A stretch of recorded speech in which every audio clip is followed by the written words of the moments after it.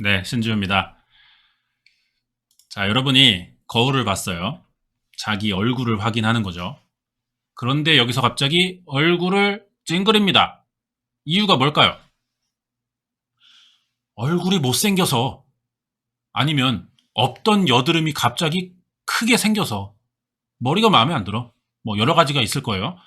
그런데 만약에 거울이 더러워서라고 생각한다면 남들과 조금 다른 사고를 가진 사람일지도 모른다는 거예요. 방금 이게 인터넷에 떠도는 사이코패스 테스트 문제거든요. 사이코패스는 타인에게 공감하는 능력이 떨어지기 때문에 어떤 문제의 원인을 자기보다 남에게서 먼저 찾는다는 겁니다.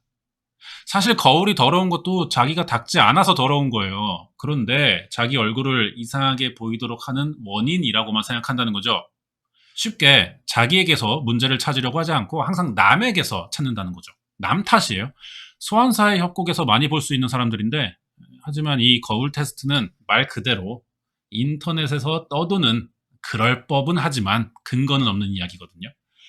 인터넷에서 할 수 있는 사이코패스 테스트의 대부분은요, 전문 진단의의 소견 없이 만들어진 내용들이라 무조건 믿어서는 안 돼요. 재미로만 봐야 될 겁니다. 하지만 이 테스트 정도는 사이코패스까지는 아니더라도 자기보다 남에게서 먼저 문제를 찾으려고 한다는 점에서 확실히 나르시스트적인 면은 조금 있어야만 나올 수 있는 반응인 것 같거든요. 이 성향이 강한 사람들의 특징은 죄책감을 갖지 못하기 때문에 자기 행동이 피해가 될 거라는 생각을 못 해요. 하고 싶지도 않고 설명해줘도 납득할 생각이 없습니다. 자존심이 강하다고도 볼 수 있는데요. 누구에게나 조금씩은 있는 성향이죠, 이런 게. 내가 바꾸기보다 남이 바뀌는 게 편하니까. 이기적인 행동이라고도 할 수 있는 건데, 저나 여러분도 이런 기질이 나오는 순간은 분명히 언젠가 있을 겁니다. 정도의 차이라는 거죠. 그런데 이거를 굉장히 강하게 가지고 태어나는 사람들이 있다는 거예요. 어떤 상황에서도 자기 기분이 우선이고 자기 생각대로만 해야 직성이 풀립니다. 아주 사소한 건데도 마음대로 되지 않으면 엄청 큰 분노를 느낀다는 거죠. 이번에 알아볼 범죄자 유형이 이렇거든요. 어떤 사람이고 어떤 사건을 저질렀을지 자세한 내용 궁금하시면 구독과 좋아요 부탁드립니다. 2014년 12월 7일 저녁, 아이치현 나고야시 치쿠사라는 경찰서로 신고 전화가 들어옵니다. 전화를 건 사람은 노인 남성이었어요. 아내가 집에 들어오고 있지 않다는 실종 전화였는데요. 가족이 당장 눈에 보이지 않으면 불안한 게 당연하죠. 하지만 경찰의 입장은 조금 다를 수 있습니다. 아이의 경우는 사라졌을 경우 바로 수사하는 게 방침이에요. 하지만 성인의 실종은요, 신고한다고 당장 수사가 일어나진 않거든요. 경찰이 신고를 무시하는 게 아니고 이게 여러 이유가 있습니다. 실종 신고의 대부분은요, 신고자가 착각했거나 사라진 사람이 금방 돌아올 때가 많아요. 장애가 있지 않은 성인은 자기 생각과 행동을 결정할 수 있는 책임 의사 능력이 있다고 보기 때문에 범죄의 정황이나 위험한 상태라는 증거를 보여주지 않는 이상은 우선 가출로 분류한다는 거죠. 실종 신고는 그래서 스스로의 결정으로 사라진 상태가 아니라는 걸 경찰에게 보여주는 게 중요합니다. 무작정 신고하면은 보통은 일단 며칠 기다려 보시자는 이런 대답이 돌아올 거예요. 여기서 문제는 그러면 정말 위험한 상황에 처한 경우가 되겠죠. 스스로의 결정으로 사라진 실종이 아니라면 3일 이내에 찾아야 됩니다.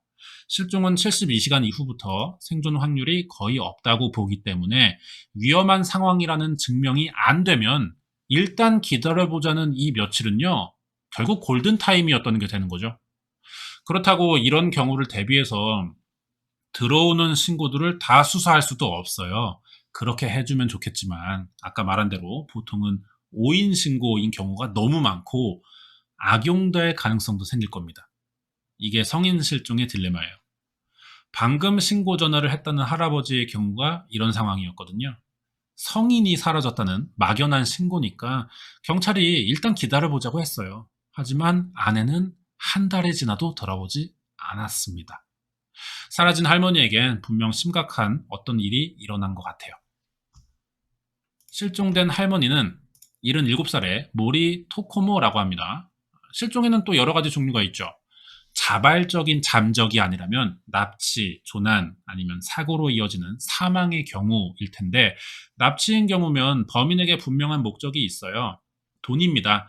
몸값을 요구하거나 성범죄일 경우인데, 실종자 나이가 많은 편이기 때문에 성범죄나 납치 이후 장기 적출로 이어지는 인신매매 이런 가능성은 낮겠죠. 납치범에게 거래 전화가 오지도 않았고요. 그러면 조난이나 의도치 않은 사고로 연락이 불가능한 상태일 수도 있는데, 이것도 어디까지나 확인할 수 없는 가능성뿐이라는 거죠. 계속 가출로 분류될 수밖에 없는 거예요. 가출은 개인의 선택이니까 미성년자도 아닌 사람을 공권력으로 찾을 수는 없다는 겁니다. 그러면 성인 가출로 분류되어 있던 수사가 어떻게 시작될 수 있었던 걸까요? 한 달 만에 이 단서가 나와요. 남편이 실종 신고를 했던 12월 7일에 모리 토모코가 누군가를 만나기로 약속했다는 사실을 아는 사람들이 있던 겁니다. 이 사실을 한 달 만에 알게 됐다는 건데, 왜 그랬던 걸까요? 모리 토모코가 여호와의 증인이었던 거예요. 우리나라엔 10만 명 정도가 여호와의 증인이고 일본은 22만 정도 됩니다. 일본에서 인기가 조금 더 있는 이런 종교인데, 단순히 인구가 많아서 비율적으로 많은 게 아니라요. 일본의 카톨릭 신자가 45만쯤 되거든요. 이거랑 비교하면 꽤 많은 숫자죠. 여기에 신도들은 인정하지 않겠지만 여호와의 증인은 사입이라는 인식이 있습니다. 대표적인 이유가 수혈 거부, 병역 기피, 종말론 때문이에요. 인기는 있지만 일본도 우리나라처럼 좀 비슷한 인식을 가지고 있죠.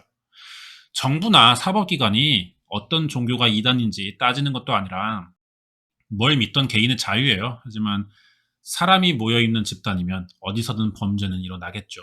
종교도 마찬가지인데, 정식 인정받은 종파가 아니라면 사입이 이단이라고 부릅니다. 이런 단어가 자극적이니까 이런 데서 일어나는 사건 보도가 유독 강하게 나오는 경향이 있거든요. 그러다 보니 사이비 종교를 마치 범죄 집단처럼 보는 사람들이 생겨났다는 거예요. 정식 인정받지 못한 종교를 믿는다고 이게 범죄가 되지는 않는 겁니다. 이것도 가출처럼 개인의 선택이거든요. 법률에 어긋나는 부분에서만 처벌할 수 있는 건데, 이번 사건은 수사에 들어갔고 내막이 밝혀져서 결과적으로 다행이었지만, 경찰이 여호와의 증인을 믿는 신도가 사라졌으니 범죄와 관련이 있을지도 모른다는 편견으로 조사를 시작했던 겁니다. 모리 토코모는 며칠 전 전도를 하면서 알게 된 여호와의 증인 신도와 만나기로 했어요. 이 사람 집에 가기로 했던 건데, 이 날짜가 바로 남편의 실종 신고가 있던 12월 7일이었던 거죠. 여호와의 증인이 좀 폐쇄적인 성향을 가졌어요. 자기가 신도라는 걸 웬만해선 감추죠. 그렇기 때문에 이 확인이 한 달 만에 있던 겁니다. 알아보니까 이 사람은 자기가 사는 나고야의 집에서 모리 토코모와 만났어요. 하지만 경찰에 연락을 받았을 때는 고향인 미야기현에 있었다는 겁니다. 비행기로 1시간 정도 거리니까 우리나라로 치면 서울에서 제주도 정도의 거리를 이동한 건데, 연초니까 고향에 갔다고 볼 수도 있어요. 하지만 모리 토코모가 여호와의 증인이었다는 사실을 알게 된 한 달 만에 장소를 옮겼다는 거죠. 그러면 의심해봐야 되는 겁니다. 경찰이 연락했어요. 고향에 가 있는 그 사람에게 집안 수색 협조를 요청합니다. 처음에는 거부했거든요. 아직 혐의가 생긴 건 아니기 때문에 거부할 수도 있는 거죠. 하지만 계속 이 요청을 거부하면 결국 의심을 더 받게 될 테니까 결국 허락합니다. 용의자는 정확히 한 달 만인 1월 26일 집으로 돌아와 경찰을 만났고요. 같이 집 안으로 들어갔어요. 경찰이 이 집안 수색에 큰 기대를 하고 온 건 아니에요. 실종자는 한 달 전에 사라졌으니까 상식적으로 이 사람 범인이면 아직 증거를 남겨두고 있지는 않겠죠. 집안 수색을 핑계로 이 용의자의 반응을 보려고 했던 겁니다. 형식적인 조사하고 알리바이 정도만 확인할 생각이었어요. 이런 얘기하면서 아무 생각 없이 경찰이 화장실 문을 엽니다. 깜짝 놀랐죠. 한 달 전에 사라진 모리 토쿠모의 시신이 여기에 있던 거예요. 집안에서 바로 체포됩니다. 이 사람은. 경찰이 의심한 사람이 결국 범인이었다는 건데, 그러면 범인 입장에서 끝까지 집 수색을 거부하는 게 맞잖아요.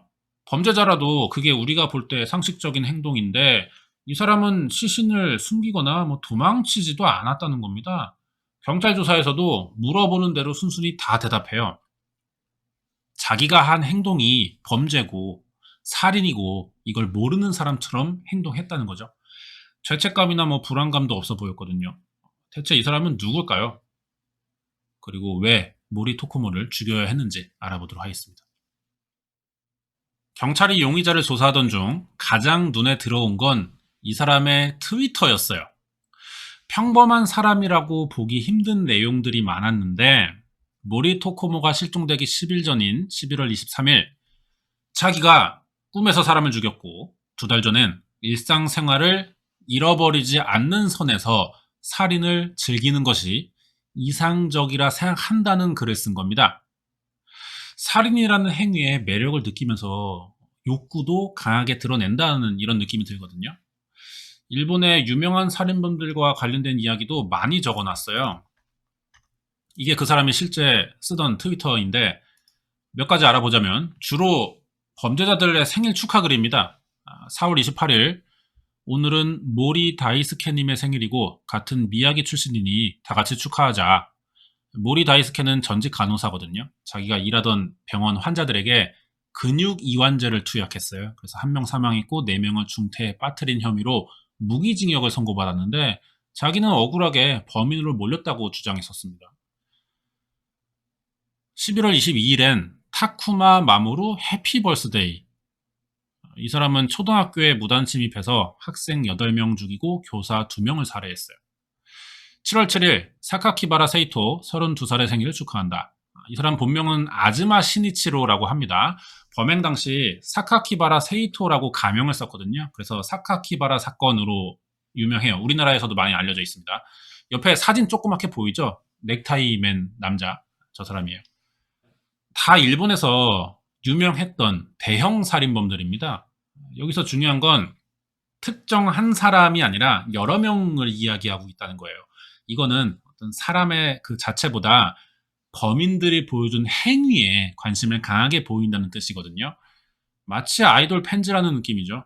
이런 걸 아무렇지도 않게 경찰에 다 진술했었고요. 너무 태연했기 때문에 전문가가 아니라도 일반인의 눈으로 봐도 이 사람이 반사회적이라는 걸 충분히 알 수 있을 정도였다고 합니다. 하나도 막힘없이 진술했기 때문에 조사는 빨리 진행됐어요. 그러면서 경찰은 계속 놀랄 수밖에 없었거든요. 다른 트위터 내용도 보자면은 12월 7일 모리 토쿠모가 사라진 날입니다. 이날이 드디어 했다는 글을 썼어요. 그리고 같은 날 몇 시간 지나서 소년은 위대하다, 소년법 만세 뭐 이런 것도 쓴 겁니다. 자기 범행을 숨길 생각이 전혀 없어 보이죠. 그 당시에 이걸 보는 사람들이 당연히 바로 눈치챌 수는 없었겠지만 이 사람 입장에서는 자기가 한 행동을 전부 다 드러내고 있는 거예요. 밑에는 나고야 대학 출신 사형수는 아직 없다 이런 내용도 있었거든요. 이 사람이 나고야 대학생입니다. 처음에 신상이 공개되진 않았었는데 이때 19살이라 미성년자 보호법이 적용됐던 것 같아요. 그래서 범행 당일 소년법 만세 뭐 이런 걸 썼던 것 같고 범행 과정 알아보니까 여호와의 증인에 들어가겠다며 모리 토쿠모를 집으로 유인한 겁니다. 화장실로 데려가 지금 너 죽일 생각이라고 먼저 의사를 밝혔다는 거예요.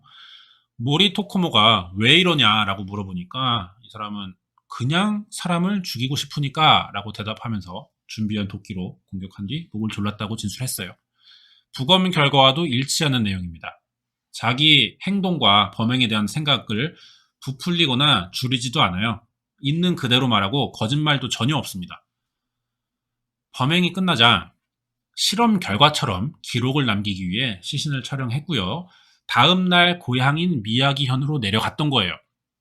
그러니까 시신은 계속 1달 동안 화장실에 있었다는 거죠. 경찰이 집안 수색을 해야겠다는 연락 때문에 다시 돌아온 건데 자기가 지금 시신을 보여주려고 집에 돌아가는 거잖아요.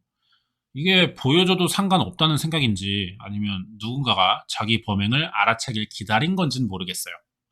사람을 죽여보고 싶다는 호기심이 범행 동기로 보이죠, 아직까지는. 뭐 도덕적인 개념이 없는 사람처럼 보이고요. 그렇기 때문에 죄책감도 없을 겁니다. 자기가 내년에 20살이 되기 때문에 더 이상 소년범으로 보호받을 수 없게 되니까 그 전에 빨리 사건을 저질러야겠다고 생각했다는 이런 말을 한 적은 있어요. 이 사람은 소년법이라는 걸 굉장히 잘못 이해하고 있죠. 범죄를 저지른 미성년자의 처벌에 특별법이 있는 이유는 어리기 때문에 상황 인지나 판단력이 완전하지 못할 수 있다는 의견에서 시작한 이게 일종의 참작 제도입니다. 어려서 잘 모를 테니 조금만 봐주겠다 이런 이야기인 건데 이 사람은 아직 어리니까 오히려 할 기회라고 생각한 거예요. 반대로 말하면 소년법을 정확히 이해하고 악용했다는 이야기가 되는 거죠. 나고야 대학은 지역 최상위권 명문 국립대고요. 여기에 입학했다는 건 지능이 낮은 사람은 아니라는 거예요. 자기도 20살이 되기 전에 어떻게든 살인을 해야겠다는 생각이 강했다 이렇게 밝혔기 때문에 결국 선천적으로 반사회적인 성격을 가진 사람이라고밖에 볼 수 없는 것 같습니다. 여파가 컸겠죠? 이런 내용이 그대로 보도됐으면. 그래서 결국 신상 공개가 됐는데 이 사람이에요. 1995년 10월 5일 미야기현 센다이시에서 태어난 19살의 오우치 마리아로 밝혀집니다. 이건 뭐 춤인지 뭔지는 모르겠어요. 응원 동작 같기도 한데 대학교 입학하고 응원단 오디션을 보진 않았나 뭐 그때 찍은 영상 같고요. 고향에서 집안이 유명하거든요. 할아버지가 유명한 학자고요. 할머니는 이름이 알려진 화가였어요. 아빠도 박사로 유명했고 이 사진이 공개됐을 때 상당히 충격적이었다고 합니다. 여자거든요. 뭐 외형적인 부분에서 여자 같지 않다 전혀 뭐 이런 시각도 분명히 있겠지만 여성은 사실 이런 식의 살해 동기를 갖는 경우가 거의 없기 때문이에요. 생각이나 범행 방식이 남성 범죄자 같았다는 거죠. 특히 마리아의 어릴 때를 아는 고향 사람들은 얼굴이 너무 변해서 놀랐다고 하거든요. 얘가 아주 여성스럽고 착한 성격이었다고 합니다. 그런데 어느 날 뉴스에 나온 걸 보니 짧은 머리에 남자 같은 교복 입고 남자처럼 말하고 있다는 거죠. 고등학교는 성 우르술라 학원 H 고등학교라고 밝혀져 있는데 여기가 센다이시에서 유명한 명문이라고 하더라고요. 그러니까 고향인 미야기현에서 유명한 집안에 공부 잘하던 착한 딸이 좋은 대학교에 입학하면서 독립하니까 뭐 나중에 당연히 취직도 잘하고 사회적으로 성공할 것처럼 보였었거든요. 그런데 남자처럼 변해서 77살의 노인을 살해했다는 뉴스를 갑자기 보게 된 거죠. 누구라도 충격적일 수밖에 없을 거예요. 사실 마리아는 갑자기 변한 게 아니었습니다. 경찰 조사하면서 어릴 때부터 문제가 많은 사람이라는 게 드러났어요. 초등학교 6학년 때 사이가 좋지 않던 담임교사 음식에 지우개 가루와 스테이플러 철심을 섞어 넣은 적이 있었습니다. 원래는 친구랑 같이 붕소를 넣을 생각이었어요. 그런데 친구가 이걸 깜빡하고 가져오지 않은 겁니다. 그래서 대신 철심과 지우개를 넣었던 건데 붕소를 먹여 뭐 죽이려는 것보다 붕소가 테스토스테론을 올려주거든요. 그럼 머리가 빠지고 골격이 남성처럼 변할 수 있어요. 아마 이런 거 노린 것 같고 여교사여서 그랬던 건 아닐까 이런 생각이 듭니다. 중학교 때는 트위터에 썼던 사카키바라 사건의 범인인 아즈마 시니치의 팬이 됩니다. 이 사람인데 그래서 범행 흉기로 사용했던 등산용 칼을 사요. 고등학교에 들어가면서 남학생 같은 옷차림에 짧은 머리도 시작했다는 거죠. 뭐 이런 식으로 좀 따라 하려고 그랬던 것 같아요. 주변에서 그렇다고 이상하게 보지는 또 않았을 것 같습니다. 공부를 잘하는 편인데다 재미있는 성격이래요. 그래서 친구도 많았기 때문에 약간 특이하고 좀 유별난 정도의 이런 느낌이지 않았을까 그런 생각이 들고요. 하지만 마리아는 이때부터 이미 살인에 대한 욕구를 참지 못하고 있던 어휴, 그랬던 거죠. 중학교 때부터 독극물에 관심을 가졌대요. 직접 만들기도 했고 이걸로 햄스터를 죽여보거나 고등학교 때는 나이도 속이고 아빠 이름으로 황산탈륨을 사서 항상 가지고 다녔습니다. 황산탈륨이 개미나 쥐약으로 많이 사용되거든요. 이게 사람이 1g 미만으로만 먹어도 사망해요. 그런데 이 사망으로 가는 과정이 그라목손처럼 천천히 죽어간다는 거죠. 자살이나 범죄에도 많이 이용됐기 때문에 사용이 금지된 약물입니다. 이걸 항상 가지고 다닌 거예요. 왜? 길고양이를 보이는 대로 이걸로 잡아서 해부하고 내장을 관찰하거나 몸에 바릅니다. 핥아서 죽이게 만드는 이런 취미를 가지고 있었어요. 사람에게 써보기 전에 연습을 좀 했던 것 같은데 고등학교 때인 2012년 5월 27일 중학교 동창과 만납니다. 그래서 노래방에 데려갔고 음료수에 섞어 먹인 적이 있어요. 같은 고등학교 학생에게도 황산탈륨을 섞어 마시게 하는 살인미수 사건 2번을 저지른 적이 있죠. 고3 때는 페트병으로 화염병도 만들어요. 그래서 주택가에 불을 지르려고 했다가 실패하거든요. 그러자 몇 달 만에 모리 토모코를 살해하고 이 집을 다시 찾아가요. 불 지르는데 실패한 집을. 그래서 에탄올과 황산을 섞은 디에틸 에터를 붓고 불을 지릅니다. 여기까지 범행 내용 보면은 사이코패스형 연쇄살인범의 기질을 그대로 보여주고 있죠. 동물 학대나 방화, 사람이 먹을 음식에 이물질 섞기 이런 건 전형적인 징후예요. 범행에 실패했을 때 느끼는 분노나 무력감도 똑같죠. 이게 나르시스트적인 성격인 건데 범행 실패는 자기가 제대로 못했으니까 실패한 거예요. 하지만 이런 사람들은 그럴수록 상대방에게 더 큰 분노를 느낀다는 거죠. 방화에 실패하고 다시 찾아갔다는 건 그때 자존심이 상했다. 뭐 이렇게 볼 수도 있는 겁니다. 이러고 한 달 만에 잡힌 건데 정신병원에서 치료를 받았거든요. 그 뒤로는 사람을 죽이고 싶다는 생각이 아직도 들긴 하지만 많이 줄어들었고 이제는 사람을 죽이고 싶다는 생각이 안 들었으면 좋겠다고 했어요. 이래놓고 재판을 받을 때는 하루에 5번 이상 살인을 하고 싶다는 생각이 들며 지금 보이는 검사나 자기를 도와주는 변호사까지 죽이고 싶다는 말을 한 겁니다. 심지어 여동생이나 대학교 친구 2명도 죽일 생각을 한 적이 있다는 말도 했어요. 재판에서 불리해질 내용인 걸 뻔히 알면서도 이런 말을 굳이 꺼내고 있다는 건 그만큼 살인 욕구를 참을 수 없는 상태이기 때문에 가능하다고 봐야겠죠. 집이 잘 살죠? 변호사 여러 명 선임해가지고 재판 준비 잘했거든요. 심각한 정신장애로 책임 능력을 상실한 상태라 무죄다 이렇게 주장했는데 실제로 가벼운 조울증과 발달장애 진단이 나왔고요. 이게 범행 동기에 영향이 된 것으로 보인다는 뭐 이런 인정이 되긴 했어요.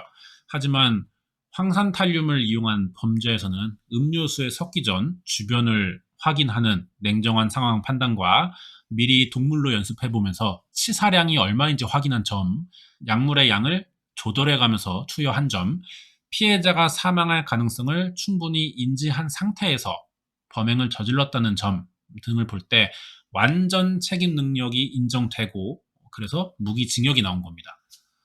당연히 상고 있었고요. 대법원까지 가요. 하지만 조사 단계에서 혐의 입증은 충분한 상태였거든요. 원심이 계속 유지됐고요. 최종 무기징역으로 사건이 끝납니다. 준비한 내용은 여기까지고요. 뒤에 관련된 이야기 있어요. 이번 영상은 2014년 일본 나고야에서 일어난 여대생 살인사건 파일이었습니다. 네, 관련된 이야기 좀 하자면은 오우치 마리아는 이때 잡히지 않았으면 아마 연쇄살인범이 됐을 것 같아요. 동물 학대와 방화 거쳐왔고 체포되고 나서 보여준 태도가 좀 근건데 그러면서도 특이한 면이 있어요. 보통 연쇄살인범들은 이 동물 학대와 방화를 시작하는 계기가 있다는 겁니다. 어릴 때 학대나 충격적인 경험을 한 경우들이 대부분이거든요. 오우치 마리아는 이런 게 없다는 거죠. 범행 방식도 자기가 좋아하던 사카키바라 사건의 범인을 따라했을 가능성이 있지만 도끼를 흉기로 썼단 말이에요. 이런 건 여성 범죄자들이 거의 선택하지 않는 방법이라는 거죠. 이런 점에서 선천적인 사이코패스일 가능성이 좀 많아 보인다는 겁니다. 그것도 남성적인 느낌이 좀 많다는 거예요. 자기 나이를 계산해서 미성년자일 때 범행을 저질러야겠다고 결심했었죠. 이런 점에서 촉법소년 이야기를 안 할 수가 없어요. 촉법소년의 사전적 의미는 범행 당시 형사 책임 연령인 만 12세가 되지 않은 범법자에게 적용하는 소년법입니다. 우리나라에서는 이렇게 정의해요. 일본은 14세 미만으로 돼 있거든요. 북한도 똑같습니다. 북한도 있더라고요. 14세 미만이고 우리나라도 14세 미만이었지만 10세 이상 12세 미만으로 낮춘 지 얼마 안 됐죠. 그러니까 우리나라에서 10살 밑으로는 무슨 짓을 해도 형사처벌이 안 되는 겁니다.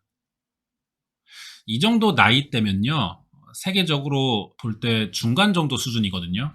더 낮추자는 이야기도 나오고 있어요. 아예 폐지하자는 말도 있고. 하지만 저는 개인적으로 볼 때 좀 적당하다고 생각되거든요.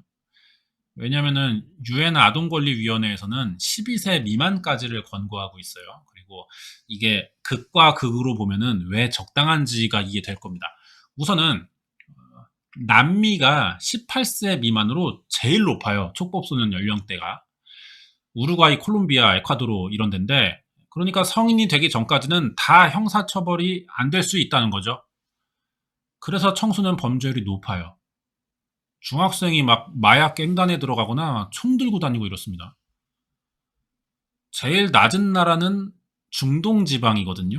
여기는 7세 미만이에요. 7살 넘으면 다 감옥 갈 수 있다는 거죠. 파키스탄, 미얀마, 쿠웨이트, 레바논 이런 데인데 나이에 상관없이 같은 기준으로 처벌하니까 좋아 보일 수도 있겠죠. 하지만 촉법소년 연령대가 낮은 나라들의 공통점은요, 비상식적인 처벌이 그만큼 많이 나온다는 겁니다. 파키스탄에서는 작년에 8살밖에 안 된 아이가 종교 서적이 있는 도서관에서 오줌을 쌌다는 이유로 신성모독죄를 물었어요. 중동에서 신성모독은 사형까지 나올 수 있는 중범죄거든요. 그러니까 이 8살밖에 안 된 아이를 오줌 쌌다고 사형시키자는 겁니다. 쿠웨이트의 경우는 청소년 범죄율이 150% 이상 늘어난 해도 있거든요. 그러니까 촉법소년의 나이가 너무 높거나 낮은 나라들의 공통점은 범죄율이 높은 나라들이라는 거예요. 중국에 사형제도가 있다고 연쇄살인범이 줄어들진 않는 것처럼 촉법소년 제도도 청소년 범죄율을 줄이는 데는 사실상 효과가 없다는 뜻이거든요. 당연히 강력범죄, 뭐 성폭행, 살인 이런 거면 촉법소년 제도는 예외가 돼야 한다, 뭐 이런 생각이 좀 들죠. 하지만 법은 평등하게, 공평하게 적용돼야 하고요. 그렇다고 소수의 강력 범죄자들 때문에 교화의 가능성이 있을지도 모르는 다수의 기회를 뺏을 수도 또 없는 겁니다. 이런 면에서 다른 나라와 비교해 봤을 때 우리나라는 적당한 수준에 지금 있는 것 같아요. 문제는 이걸 악용하는 미성년자들이 촉법소년을 오해하고 있다는 점이 커 보이거든요. 촉법소년은 범죄의 대가를 면제해주는 제도가 아닙니다. 대부분의 미성년자들은 이렇게 알고 있어요. 범죄를 저지른 이상 민사적 손해배상을 피할 수가 없고요. 학교나 사회로부터의 행정처분이나 소년원이라는 대체 격리시설이 기다리고 있습니다. 당장은 아무 일도 안 일어나는 것 같겠지만 그거는 부모들이 다 감당해주고 있기 때문에 그렇게 느끼는 거예요. 그리고 성인이 됐을 때 어떤 식으로든 그때 한 일의 대가가 돌아올 겁니다. 이 제도가 정확히 뭔지 아무도 가르쳐주지 않으니까 이런 생각을 못하는 건 좀 당연할 수도 있겠죠. 학교에서 촉법소년이 뭔지 제대로 가르쳐줄 필요가 있는 것 같아요. 지금 학교는 뭐 성적 올리기나 뭐 교육청 평가 점수 높게 받기 이런 데만 관심이 있어 보이거든요. 이런 걸 배운 학생들이 공부도 잘하고 학교도 평가 점수를 높게 받는 겁니다. 맨날 뭐 창의적인 학생을 키워야 된다면서 정작 창의적으로 가르칠 생각은 안 하는 것 같아요. 네, 제가 갑자기 학교육을 하게 됐어요. 갑자기 급발진했는데 예, 청소년 시기에 가장 절대적인 영향을 받는 곳이잖아요. 교육 방침에 대한 변화가 좀 필요하지 않았나 좀 이런 생각이 좀 드는 사건이었습니다. 여기까지예요.